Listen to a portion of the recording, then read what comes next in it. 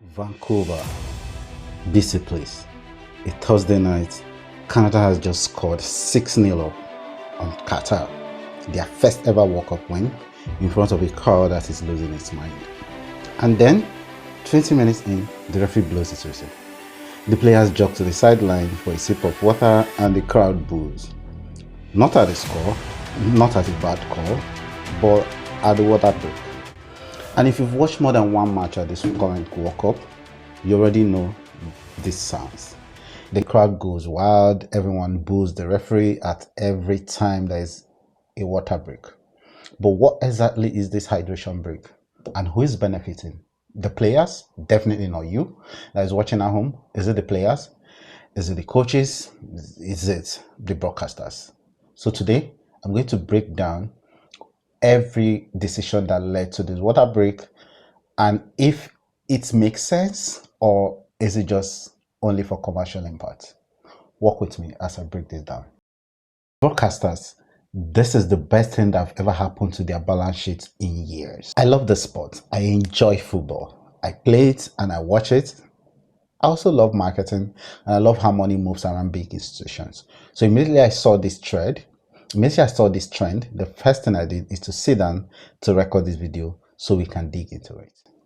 So what has changed and why did it change?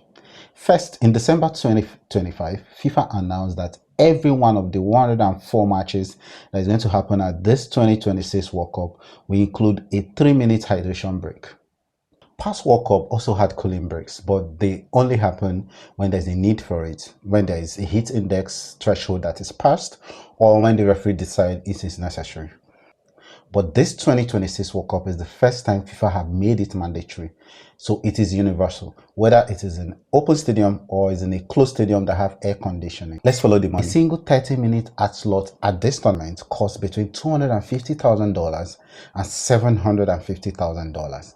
And this depends on the stage of the competition. If it's a knockout stage or if it's a game that involves the host nation, it gets even higher. This news is reportedly on track to make more money from the water breaks than the entire $400 to $500 million it paid for the US broadcast rights to this World Cup. But here's the part people miss. Not every broadcaster is playing this game the same way.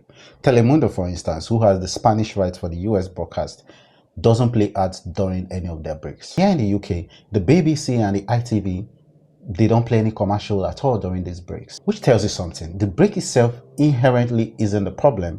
What broadcasters decide to do with the break is where the problem lies. Now, let's set the money apart and look at what impact this is having on the sports. We know football is a game of momentum, and once momentum is lost, it's hard to regain. Virgil van Dijk, that's the Netherlands captain, have said that the break should be applied as per when needed and it shouldn't be blanket on every match. There has also been instances where the hydration break have kind of affected the result of a game. I mean, it can be argued. Croatia, for instance, in their first ever World Cup, they were playing against Germany. They equalized at the 21st minute to make it 1-0. After the hydration break, Germany regrouped and this match ended 7-1. The question now is, why is this happening now and why is it happening in the US? And one thing we need to note is that the US built its sports around ads and not the other way around. This tournament is primarily hosted in the United States, and America has spent almost a century perfecting its built-in commercial pause. The NFL, for instance, has a 2-minute warning and 4 quarters. The NBA has timeouts and shooting fouls built in every few minutes. Baseball has an inning break roughly every 6 minutes, and it is by design. In American live sports, advertising built the rules of the game and not the other way around. And this is where it gets interesting. FIFA has said this will continue for every World Cup. A sport that has spent over a century just having 2 halves of 45 minutes. Tellingly, UEFA, which is European Football Organizing Body, is sticking to its existing rule, which is cooling break is only triggered when an actual heat threshold is hit. So how should you watch this World Cup? In some of the stadia, this cooling break is actually needed. Other games in stadia like in Boston and Kansas has also made a real case for this cooling break. So the most useful way to watch this World Cup is not to assume FIFA is onto some grand conspiracy or that they are obsessed about players' welfare. They are not. It's simply to notice which explanation is actually doing the most work. Some stadia, do you really need a cooling break? But across each of the stadiums that are being played, there is a mandatory cooling break, which means the case for the safety and welfare of the players is not entirely true. However, when you follow the money, you realize this is a commercial decision and not necessarily a medical one.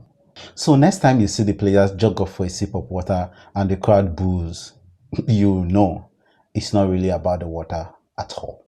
I'm Everest. I enjoy this kind of content. Please subscribe, like, and share for more. And you can also subscribe to my Substack. Link is in the description. Thank you so much for watching and see you in the next one. Bye.